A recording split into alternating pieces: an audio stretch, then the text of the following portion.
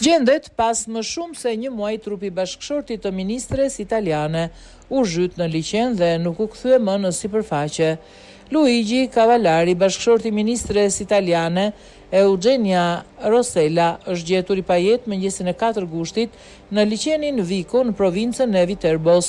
Ai rezulton të i zhdukur që nga 27 qershori.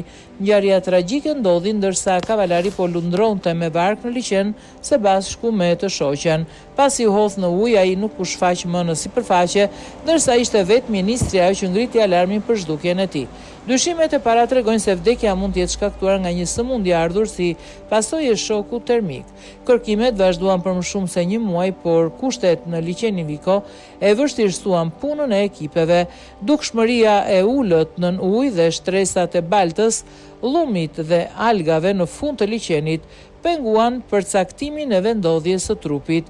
Për të verifikuar çdo sinjal të kapur nga pajisjet, ekipet e shpëtimit përdorën sonar dhe robot në ujor gjatë operacioneve. Pas përfundimit të kërkimeve me gjetjen e trupit, Rossella deklaroi se mori fund një periudhë pritje mundimshme. Ajo shprehu mirënjohje për të gjithë strukturat e angazhuara në operacion, mes tyre prefekturën e Viterbos, zjarfikësit, policin, karabinierët dhe Guardia di Finanza, si dhe falenderoi institucionet e banorët për mbështetjen. Ministria theksoi se gjetja e trupit nuk e zbut dhimbjen e shkaktuar nga humbja, por të paktën i mundëson familjes t'i jap lam të mirën e fundit njeriu të dashur.